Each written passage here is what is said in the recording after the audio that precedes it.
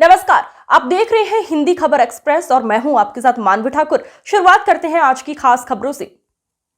गोंडा के शहीदे आजम Bhagat Singh Thompson inter college परिसर में मुख्यमंत्री श्री योगी आदित्यनाथ के द्वारा बटन दबाकर 1679 करोड़ की 422 विकास परियोजनाओं का लोकार्पण एवं शिलान्यास किया गया।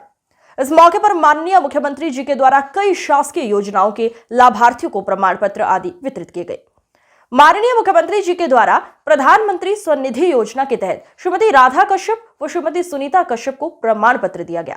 प्रधानमंत्री आवास योजना शहरी के तहत साफिया बानो के घर की चाबी दी गई। प्रधानमंत्री मत्स्य योजना के तहत वंदना यादव को डेमो चेक दिया गया और मैकेनाइजेशन योजना के तहत राम मनोहर मौर्य, अंकिता सिंह व साधना सिंह को चाबी दी गई। गोंडा को हम 4 लेन की कनेक्टिविटी से जोड़ने के लिए, अयोध्या से जोड़ने की एक बड़ी कार्रवाई को आगे बढ़ा रहे हैं और 84 कोसी परिक्रमा का मार्ग पर 8,000 करोड़ रुपए खर्च हो रहे हैं। 8,000 करोड़ रुपए, 60,000 करोड़ में आपका गोंडा जनपद भी आता है। बहनों भाइयों, विकास ऐसे आगे बढ़ता है।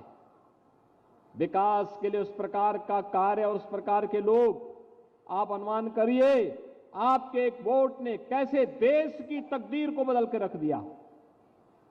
पहले भी आप वोट देते थे, जिन लोगों के लिए वोट देते थे, जिनको वोट देते थे, उनको राम के नाम से भय होता था, राम के नाम लेने में ही संकोच होता था। आपका पर्व और त्योहार आता था, वे कर्फ्यू लगा देते थे, अराजकता फैलाते थे, आपकी आस्था पर प्रहार करते थे, आप ही का वोट आपके खिलाफ इस्तेमाल करते थे, आपकी सुरक्षा में सेंध लगवाते थे, नौजवानों के रोजगार में सेंध लगाते थे, किसानों की खुशहाली को रौंदने का कार्य करते थे, व्यापारियों के यहां डकैती डलवाते थे।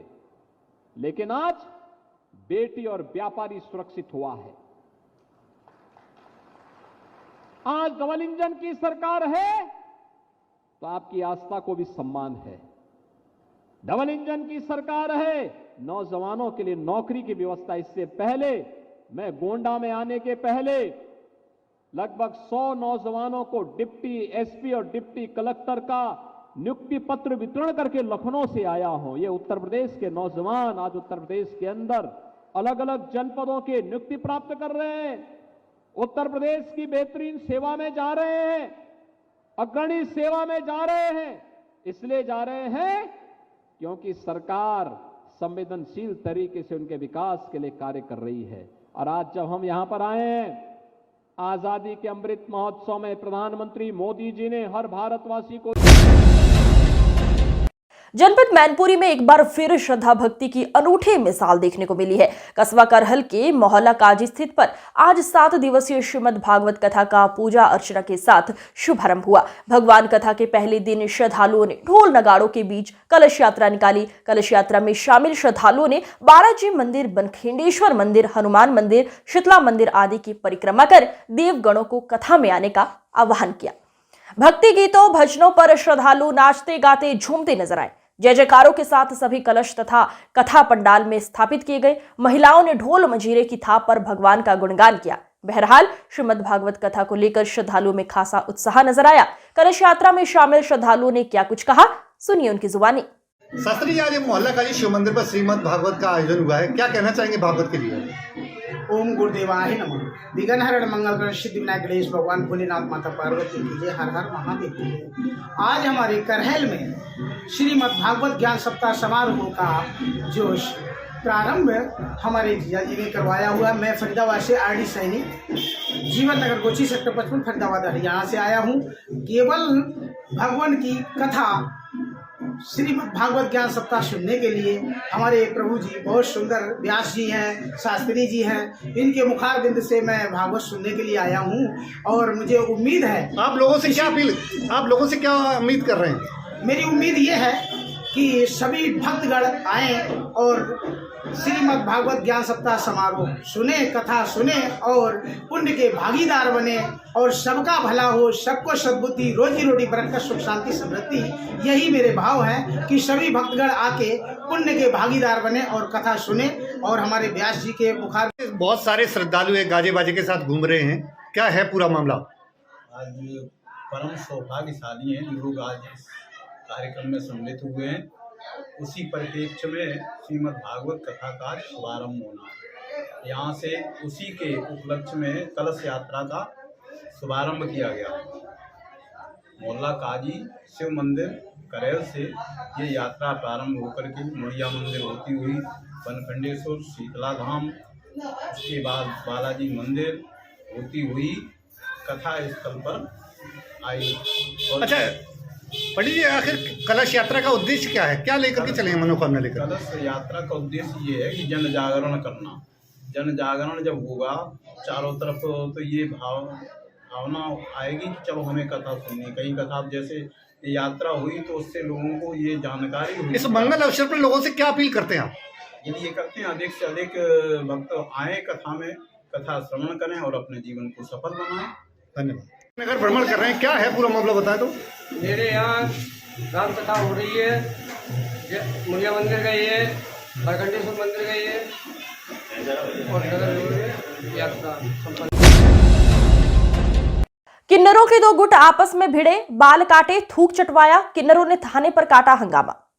उत्तर प्रदेश के बलिया में किन्नरों के दो गुट आपस में भिड़ गए। एक गुट ने दूसरी तरफ के किन्नरों की बेरहमी से पिटाई कर दी। इस दौरान दो किन्नरों के साथ बर्बरता की हदें पार कर दी गई। तालिबानी सजा देते हुए उनके बाल काट दिए गए, फिर चप्पल पर थूक रखकर चटवाया गया। पीड़ित ने घटना की शिकायत पुलिस से की है। मामले का वीडियो वायरल हो रहा है। पीड़ित पक्ष ने थाने पर हंगामा काटा। हिंदी खबर एक्सप्रेस संवाददाता जितेंद्र यादव से मिली जानकारी के मुताबिक क्षेत्र बंटवारे को लेकर किन्नरों में आपसी लड़ाई हुई, जिस पर एक पक्ष के किन्नर ने दूसरे पक्ष के दो किन्नरों को तालिबानी सजा दे डाली। एक किन्नर का बाल काटकर और चप्पल पर थूक रखकर उसे चटवाया गया। वहीं एक और किन्नर के भी बाल काटे गए। किन्नर को थूक चटवाने का वीडियो सोशल मीडिया पर खूब वायरल हो रहा है। थाना उभाव पर वायरल हो रहे वीडियो के संबंध में अवगत कराना है कि थाना उभाव पर रूपा किन्नर के द्वारा एक लिखित तहरीर दी गई थी, जिसके संबंध में थाना स्थानीय पर सुसंगत धाराओं में अभियोग पंजीकृत किया गया। इन्वेस्टिगेशन के क्रम में यह तथ्य प्रकाश में आया कि दो किन्नर ग्रुप के बीच में क्षेत्राधिकार को लेकर विवाद था। एफआईआर में नामजद दो मुख्य अभियुक्त को पुलिस कस्टडी में लेकर पूछताछ की जा रही है। अग्रिम वैधानिक कार्रवाई उनके विरुद्ध प्रचलित है। शेष बचे हुए अभियुक्त की अरेस्टिंग के लिए अलग अलग टीमें गठित की गई हैं, जिसके संबंध में आपको अवगत कराया जाएगा। जय हिंद। सीएम योगी आदित्यनाथ आज अयोध्या पहुंचे। साकेत डिग्री कॉलेज में बने हेलीपैड पर सीएम योगी आदित्यनाथ का हेलीकॉप्टर उतरा, जहां से वो रामलला और हनुमान गढ़ी का दर्शन पूजन करने के लिए रवाना हुए। उन्होंने रामलला और बजरंग बली का दर्शन पूजन किया। उसके बाद जीआईसी मैदान में लोकसभा प्रत्याशी लल्लू सिंह के समर्थन में जनसभा की। इस दौरान उन्होंने अयोध्या की लगभग 1000 करोड़ की परियोजनाओं का शिलान्यास और लोकार्पण किया। वहीं जनसभा को संबोधित करते हुए सीएम ने कहा कि 22 जनवरी से लेकर 10 मार्च तक 1 करोड़ श्रद्धालुओं ने रामलला का दर्शन किया। प्रभु की ऐसी कृपा की कि इतनी शांति तरीके से दर्शन हो सका। उन्होंने कहा आज अयोध्या का नाम पूरी दुनिया में गूंज रहा है। पाएगा अब 1 करोड़ श्रद्धालु तो ऐसे ही आ गए।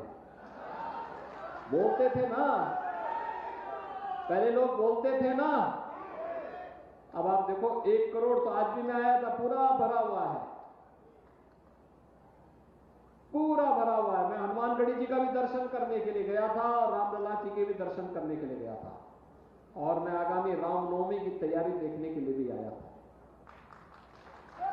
अभी से तैयारी हमारी होती। अयोध्या को दुनिया की सुंदरतम नगरी के रूप में स्थापित करना है।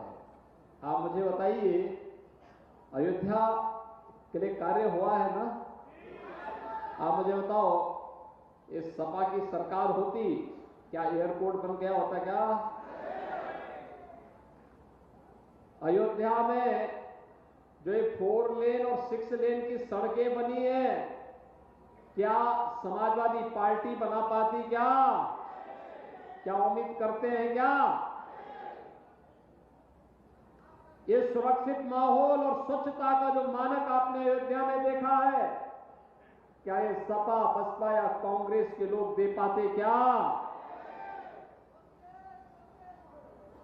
और आज अयोध्या आने के लिए देश और दुनिया का हर श्रद्धालु आतुर दिखाई दे रहा है। क्या उनके कारण क्या? ये सपा बसपा के कारण या सपा कांग्रेस के कारण संभव था क्या? आज तो दुनिया, हर व्यक्ति जिसके मुंह से सुनो, देश के अंदर, दुनिया के अंदर, गांव का व्यक्ति हो, शहर का व्यक्ति हो, उद्योगपति हो, कर्मचारी हो, श्रमिक हो, राजनेता हो या फिर नौकरशाह हो, हर व्यक्ति एक ही बात कहता है कि अयोध्या धाम का दर्शन करना चाहते हैं। हर व्यक्ति की एक ही इच्छा है।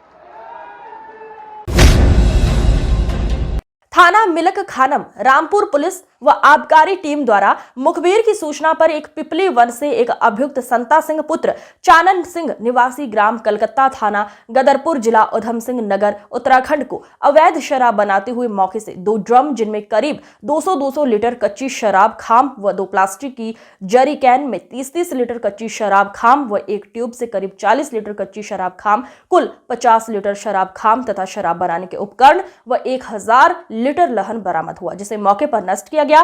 गिरफ्तारी व बरामदगी के आधार पर थाना मिलक खानम पर मुकदमा संख्या 32/2024 धारा 60 एक्स एक्ट पंजीकृत कर आवश्यक विधिक कार्यवाही की गई है। जो मिलक खानम थाने में अवैध शराब पकड़ी गई है, उसके बारे में क्या कहना है आपका?